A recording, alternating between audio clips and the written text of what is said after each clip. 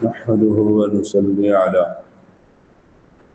رسوله الكريم سیدنا جریر بن عبداللہ رضی اللہ تعالیٰ بیان کرتے ہیں، میں نے رسول اللہ صلی اللہ علیہ وسلم سے نماز قائم کرنے، زکوٰۃ ادا کرنے اور ہر مسلمان کے ساتھ مخلصانہ خیر خواہی کرنے پر بیعت کی تھی۔ نبی اکرم صلی اللہ علیہ وسلم نے سیدنا جریر رضی اللہ تعالی عنہ سے 3 باتوں کا خصوصی طور پر عہد لیا۔ ایک، اہتمام اور پابندی سے نماز پڑھنے کا جو حقوق اللہ کی علامت ہے۔ دوسرے، زکوٰۃ ادا کرنے کا جو حقوق العباد کے اہتمام کی بنیاد ہے۔ تیسرے، ہر مسلمان کے ساتھ مخلصانہ خیر خواہی کا۔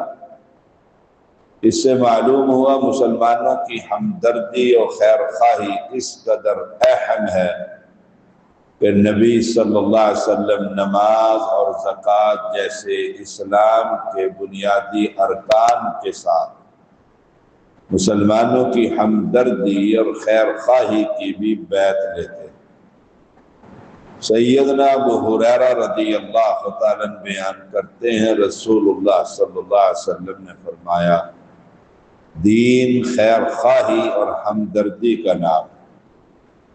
آپ صلی اللہ علیہ وسلم نے 3 دفعہ فرمایا۔ حاضرین نے پوچھا، اے اللہ کے رسول صلی اللہ علیہ وسلم، کس کی خیر خواہی؟ آپ صلی اللہ علیہ وسلم نے فرمایا، اللہ تعالیٰ کی، اس کی کتاب کی، مسلمانوں کے حکمرانوں کی اور عام مسلمانوں کی۔ لغوی طور پر نصیحت کے 2 معنی، پاک صاف کرنا، نصحت العسل، میں نے شہد کو خالص کر دیا، جوڑنا، وابستہ اور جمع کرنا۔ نصحت الثوب، میں نے کپڑے کو سی دیا، یعنی اس کے متفرق ٹکڑوں کو ایک دوسرے کے ساتھ ملا دیا اور جوڑ دیا۔ خلوص اور صفائی، تو ٹوٹے ہوئے اجزاء کو اکٹھا کرنا اور باہم ملانا۔ گویا نصیحت کے معنی ہوئے مخلصانہ خیر خواہی اور خلوص کے ساتھ حالات سنوارنا اور کسی کی ہمدردی کرنا۔ اللہ تعالیٰ کی خیر خواہی یہ ہے کہ اسے دل کی گہرائی سے وحدہ لا شریک اور تمام صفات کمال سے متصف مانا جائے۔ اس کی اونچی شان کے منافی کوئی چیز اس کی طرف منسوب نہ کی جائے، اسے ہر عیب اور نقص سے پاک قرار دیا جائے اور اس کی عبادت و بندگی میں کسی کو شریک نہ ٹھہرایا جائے۔ کتاب اللہ کی خیر خواہی یہ ہے کہ سچے دل سے اس کو اللہ کا کلام مانا جائے، اس کی تلاوت کی جائے، اس کے احکام و ہدایات کی تکمیل کی جائے، اس کے معانی و مطالب میں کسی قسم کی تحریف نہ کی جائے اور اس کی اشاعت و تبلیغ کی کوشش کی جائے۔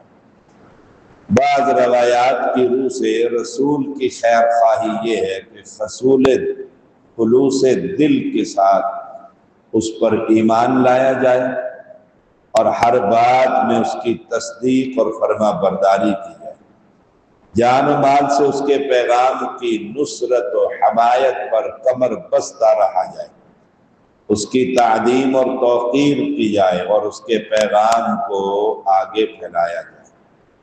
ائمہ دین کی خیر خواہی یہ ہے کہ ان کی عزت و تکریم کی جائے، علم و ہدایت میں ان سے اکتساب فیض کیا جائے اور ان کے قرآن و سنت کے مطابق مسائل پر عمل پیرا ہوگا جائے۔ ائمہ سیاست کی خیر خواہی یہ ہے کہ ان کے خلاف بغاوت نہ کی جائے، انتظامی امور میں ان کی بات مانی جائے، گناہ کے کاموں میں ان کی اطاعت نہ کی جائے۔ اور اگر کوئی وہ غلط کام کرے تو ہمدردی اور خیر خواہی کے جذبے کے ساتھ ان کی نشاندہی کی جائے اور ضرورت کے وقت ان کی حمایت بھی کی جائے۔ عام مسلمانوں کی خیر خواہی یہ ہے کہ ہر ایک کے ساتھ خیر خواہی اور حسن سلوک سے پیش آیا جائے، دینی معاملات میں ان کی رہنمائی کی جائے، انہیں نیکی کا حکم دیا جائے اور برائی سے روکا جائے۔ گویا اللہ تعالی، رسول، کتاب اللہ، حکومت اسلام اور مسلم عوام کا ایسا مخلص اور وفادار ہو کہ یہ خلوص اور وفاداری اس کی زندگی کا حصہ بن جائے۔ صلی اللہ علیہ وسلم۔